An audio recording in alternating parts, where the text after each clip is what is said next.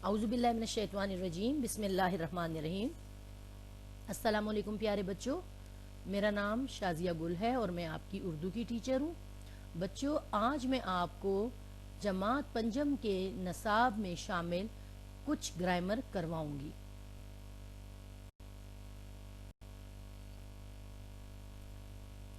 प्यारे बच्चों, गिनती के लिहाज से इसम की दो अक़साम है। आज इसम की अक़साम हम देख रहे हैं, तो गिनती के लिहाज से इसम की दो अक़साम हैं जिन्हें वाहिद और जमा कहते हैं।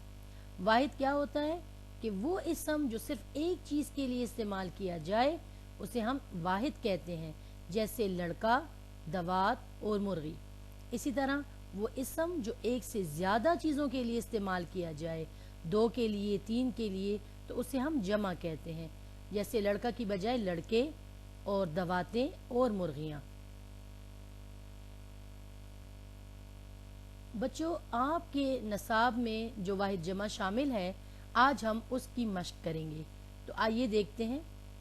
पहला लफ्ज़ है वाहिद, आयत, इसकी जमा है आयात। इसी तरह सबब, असबाब, बरकत, बरकात, हाल, अहवाल, मुश्किल, मुश्किलात, मकसद, मकासिद, दफ्तर, दफातिर, मदरसा, मदारिस, फ़न, फ़नून, फ़र्ज, फ़राइज़।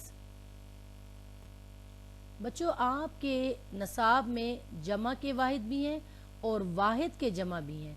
अभी हमने वाहिद के जमा बनाए, अभी हमें जमा दिए गए हैं, हमने उस जमा को, जमा इसमों को वाहिद इसम में तब्दील करना है।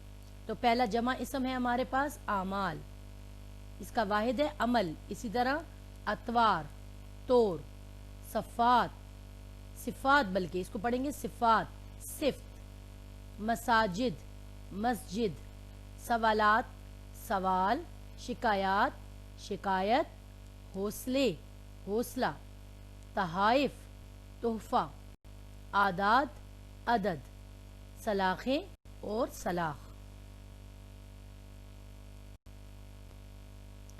अजीज़ तलबा, इसम की गिनती के लिहाज से दो अक़साम हमने पढ़ी। अब हम देखेंगे कि जिन्स के लिहाज से इसम की कितनी अक़साम है। बच्चों, जिन्स के लिहाज से भी इसम की दो अक़साम है। एक को कहते हैं मुज़क्कर और दूसरे को कहते हैं मुअन्नस।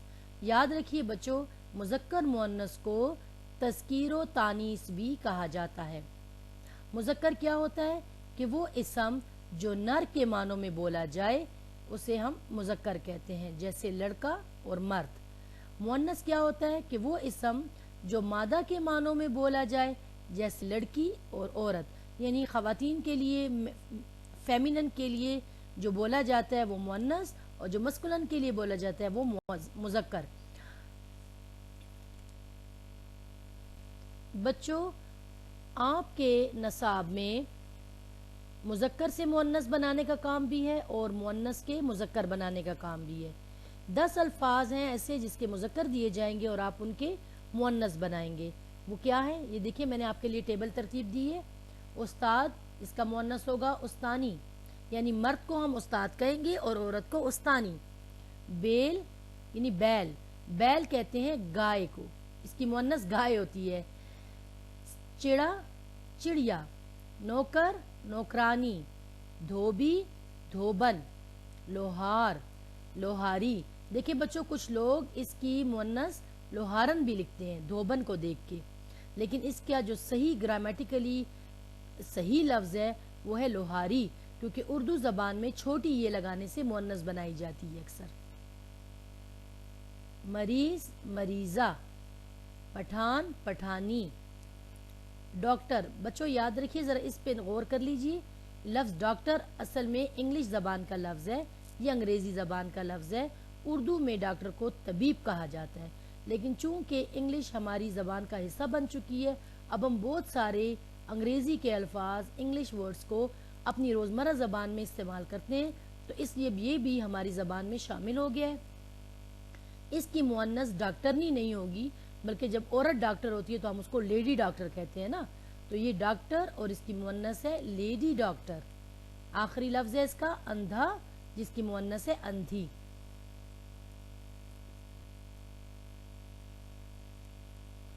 اب دیکھتے ہیں ان مؤنث الفاظ کو جن کی مذکر بنائی جائے گی.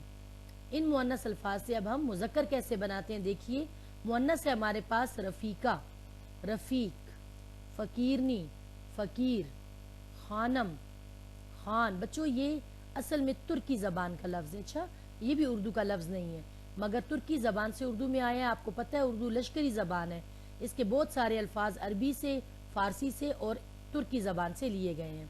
سلطانہ، سلطان، بھانجی، بھانجا، بکری، بکرا، درزی، درزن، درزی، عابدہ، عابد، عبادت کرنے والا اور عبادت کرنے والی عورت، ملکہ، بادشاہ، بیکارن، بیکاری. اسی کے ساتھ آپ کے مذکر مؤنث بھی ختم ہو گئے. بچوں اب دیکھتے ہیں اس میں فاعل کی تعریف. اس میں فاعل کسے کہتے ہیں؟ بچوں جیسا آپ جانتے ہیں کہ اسم کے معنی ہے نام اور فاعل کے معنی ہے کام کرنے والا. تو اس طرح سے اس میں فاعل کے کیا معنی ہوئے؟ اس میں فاعل اس اسم کو کہتے ہیں جو کسی کام کرنے والے کے لیے استعمال ہو. کیسے؟ اب دیکھیں کام کرنے والے کا اصلی نام کچھ اور ہوتا ہے جیسے مصور، کھلاڑی، سیاح وغیرہ. اچھا ان مثالوں کی طرف بڑھنے سے پہلے میں آپ سے بات کرتی ہوں. دیکھیں میری بات سنیں. میرا نام شازیہ گل ہے، ٹھیک ہے، اور میں یہاں پہ آپ کو اردو پڑھاتی ہوں.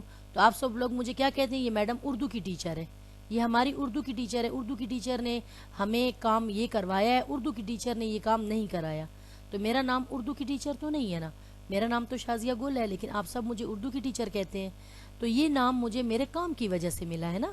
تو اس نام کو جو آپ مجھے اردو کی ٹیچر کہہ رہے ہیں یہ میرا اس میں فاعل ہے.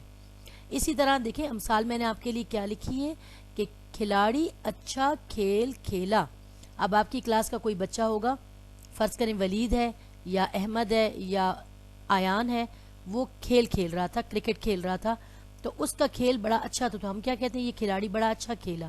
اب اس بچے کا نام تو آیان تھا، کھلاڑی تو نہیں تھا نا. کھلاڑی تو ہم نے اس کو اس لیے کہا کہ وہ کھیل کھیل رہا تھا.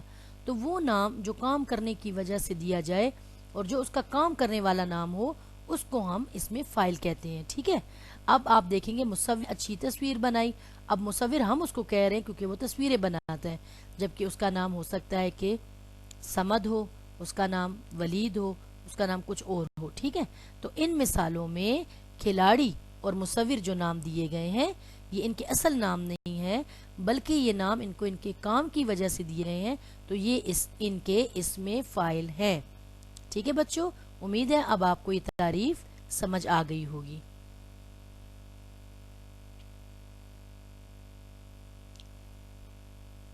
اب دیکھتے ہیں گھر کے کام کو. گھر کا کام آپ کا یہ ہے کہ آپ نے یہ جو آج میں نے آپ کو واحد جمع کروائے ہیں، مذکر مؤنث کروائے ہیں اور اس میں فاعل کی تعریف جو میں نے ابھی آپ کو کروائی ہے، یہ تینوں کام آپ نے یاد بھی کرنا ہے اور کاپی کے حصہ اردو بے میں بھی لکھنا ہے. ٹھیک ہے. اور امید ہے آپ کو سبق اچھی طرح سے سمجھ آ گیا ہوگا. گھر پر رہیں بچوں، محفوظ رہیں اور اپنی صحت کا بہت خیال رکھیے. شکریہ.